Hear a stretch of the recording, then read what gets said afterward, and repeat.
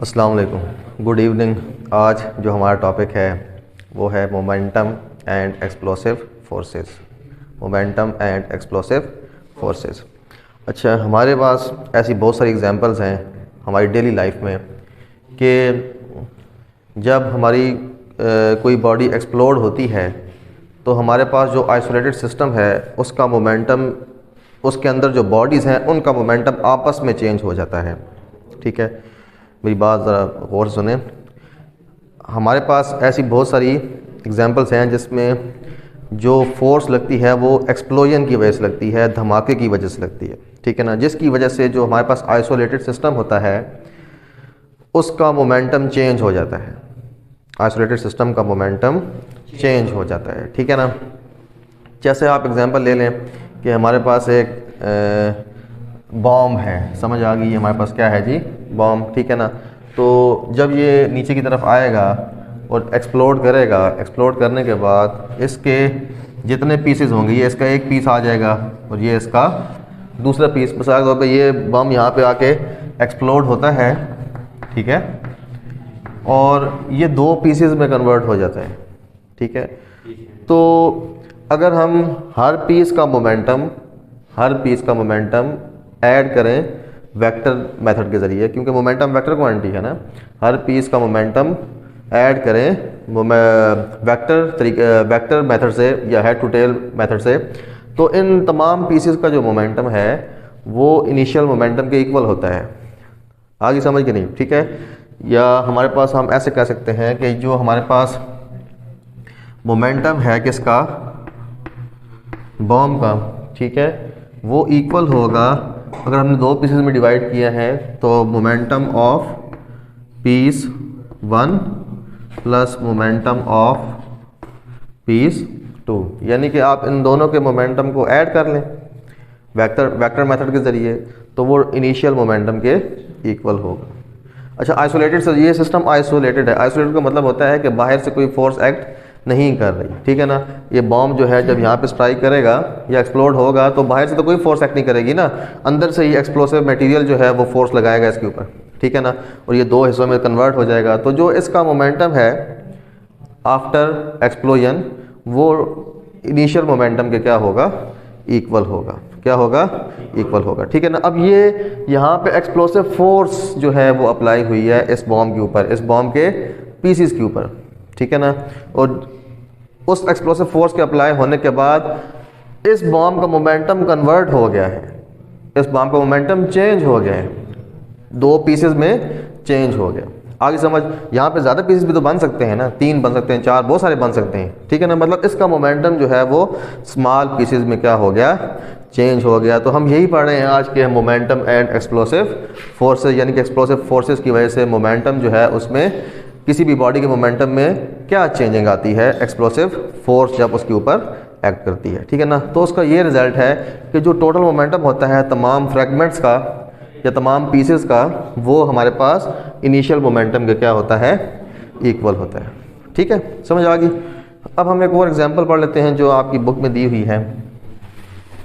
एक isolated system उन्होंने example दी है, मैं यहाँ पे स्कीमेटिक डायग्राम बना देता हूँ उनकी। ये मिसाल के तौर पे आपके पास एक गन है। ठीक है जी, गन अब सही बन तो नहीं सकती मेरे से। ठीक है, ये आप समझ लेंगे, ये आपके पास क्या है जी, कोई गन है। ठीक है जी, तो ये आपके पास यहाँ से इसका बुलेट फायर हो रहा है। क्या फायर हो रहा है? बुलेट। ठीक है जी, ये आपके पास क्या है जी, bullet,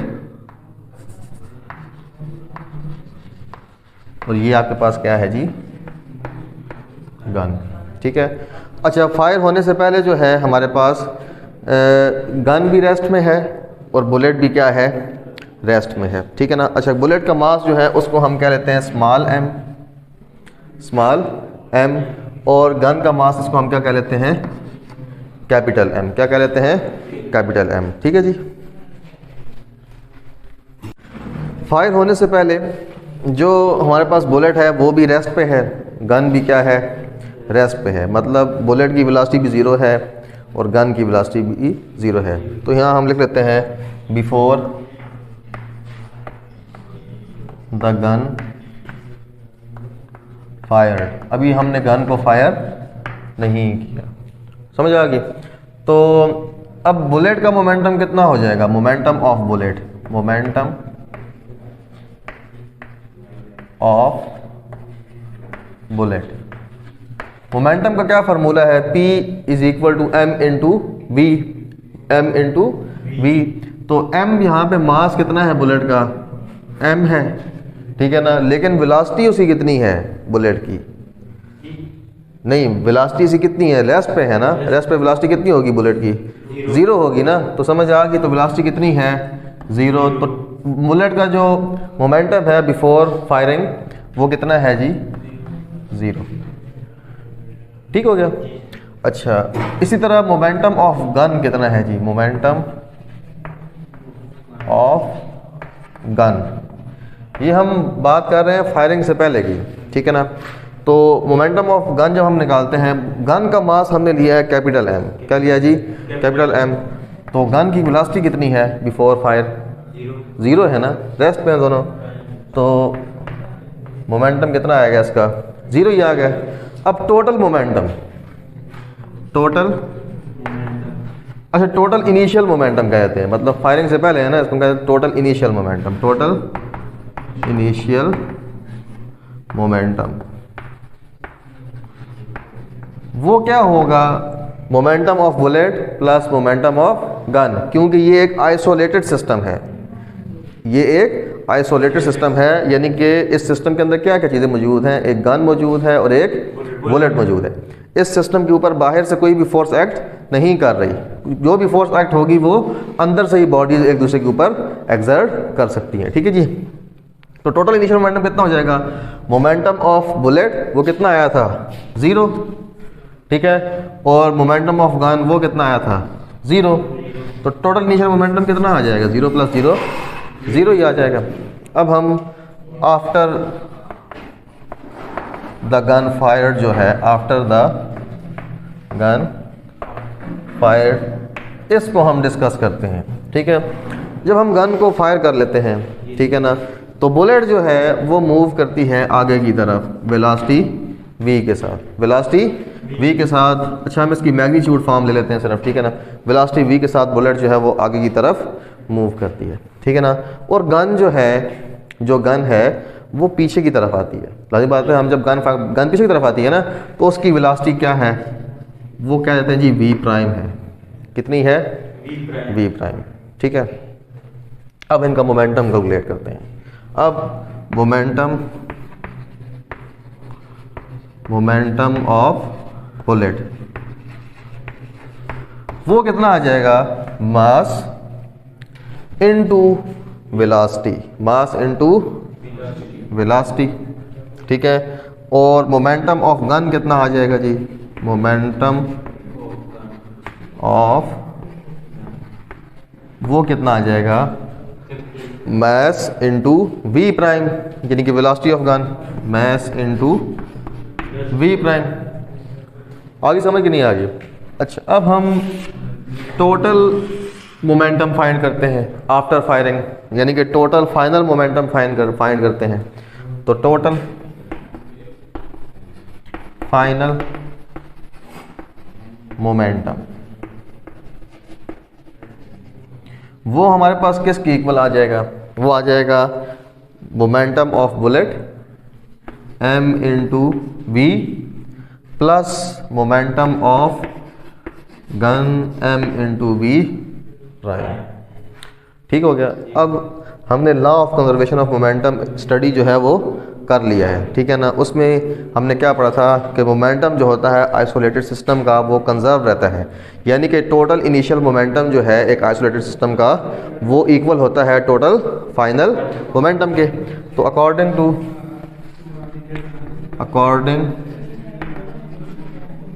to law of conservation of momentum, यह आ जाएगा हमारे पास टोटल इनिशियल मोमेंटम इक्वल होगा किसके, टोटल फाइनल मोमेंटम। आगे समझ कि नहीं आगे? टोटल इनिशियल मोमेंटम जो है वो इक्वल होगा टोटल फाइनल मोमेंटम के। तो टोटल इनिशियल मोमेंटम कितना है जी हमारे पास? 0। कितना था? 0। और फाइनल मोमेंटम कितना है हमारे पास? ये हमने फाइंड किया है m v plus capital M v prime. ठीक है, इस इक्वेशन को आप ऐसे भी लिख सकते हैं अगर थोड़ा सा मज़ीद सॉल्व करें आप। तो ये एम वी यहीं पे रखें, एम वी प्राइम आपने यहीं पे रखा, एम वी वहाँ से इधर ले जाएं तो वो क्या आ जाएगा? 0 माइनस एम वी आ जाएगा ना, है ना। और एम वी प्राइम आपके पास क्या आ जाएगा? Minus m v. यहाँ से अगर आप वी प्राइम निकालना चाहें, क्या निकालना चाहें? वी प्राइम, तो वो क्या आ जाएगा? Minus m v divide by capital M. V prime क्या है? वी प्राइम गन की वेलोसिटी है फायरिंग होने के बाद। यानी कि आप इस फार्मूले से कैलकुलेट कर सकते हैं गन की वेलोसिटी वो कितने मतलब वेलोसिटी से बैकवर्ड आएगी या कितनी वेलोसिटी से बैक की तरफ मूव करेगी। ठीक है जी। और m यहाँ पे मास ऑफ द बुलेट है, अगर आपको वो पता हो, मास ऑफ गन आपको पता हो, बुलेट की वेलोसिटी भी आपको पता हो, तो आप गन की वेलोसिटी जो है जिससे वो रिकॉइल करेगी वो फाइंड कर सकते हैं। ठीक है ना। इसमें एक मज़े की चीज़ देखें वी प्राइम में क्या आ रहा है? माइनस। क्या आ रहा है? इसका मतलब है ये माइनस साइन ये बता रहा है कि इस वी प्राइम की डायरेक्शन ऑपोजिट है। किसके ऑपोजिट है? देखें ये मास तो स्केलर है, मास क्या है? Scalar quantity. ये कैपिटल एम बी स्केलर क्वांटिटी है, ये भी मास है। यहाँ पे वी जो है वेक्टर क्वांटिटी है ना, velocity of bullet vector quantity है ना। तो इसका मतलब है कि जो वी प्राइम की वैल्यू है या जो गन की वेलोसिटी है रिकॉइल करने की, वो बुलेट की वेलोसिटी के ऑपोजिट डायरेक्शन में होगी। आगे समझ कि नहीं? यानी कि जिस तरफ बुलेट मूव कर रही है ना, तो गन जो है उसके ऑपोजिट साइड पे मूव करेगी। ये हमें नेगेटिव साइन बताता है। ठीक हो गया। अच्छा, इसमें एक और बात, अगर आप इस वाली इक्वेशन पे गौर करें, ठीक है, आप देखते हैं कि हमारे पास बुलेट तो बहुत तेज़ी से मूव करती है। ठीक है, क्या गन उतनी तेज़ी से मूव करती है? गन तो नहीं मूव करती ना। मिसाल के तौर पे आपने अपने शोल्डर के साथ गन को लगाया हुआ है, ठीक है ना, जिसको बुलेट लगेगी उसका तो काम हो जाएगा, लेकिन गन आपके शोल्डर को लगती है, आपका काम होता है? नहीं होता ना। समझ आ गई? क्योंकि गन उतनी वेलोसिटी से पीछे की तरफ नहीं आती। वो क्यों नहीं आती? क्योंकि गन का मास ज़्यादा है, गन का मास ज़्यादा है। देखें मोमेंटम, ये भी मोमेंटम है, ये भी क्या है? मोमेंटम। मोमेंटम दोनों का इक्वल है। आगे समझ? मोमेंटम दोनों का इक्वल है, लेकिन इसका मास ज़्यादा होने की वजह से इसकी वेलोसिटी, यानी कि गन का मास ज़्यादा होने की वजह से गन की वेलोसिटी क्या है? कम है। और बुलेट का मास कम होने की वजह से इसकी वेलोसिटी क्या है? ज़्यादा है। आगे समझ के नहीं? आगे ठीक हो गया। तो नेगेटिव साइन हमें क्या बताता है? ये बताता है कि गन रिकॉइल करेगी ऑपोजिट डायरेक्शन में, और ये जो वी प्राइम की वैल्यू होती है बहुत थोड़ी होती है एज़ कम्पेयर टू वी, जो कि वेलोसिटी ऑफ द बुलेट है। ठीक है, वो इसलिए है क्योंकि गन का मास ज़्यादा है, तो ये कम स्पीड से या कम वेलोसिटी से जो है वो रिकॉइल करेगी, पीछे की तरफ आएगी। आगे समझ के नहीं? आगे ठीक है।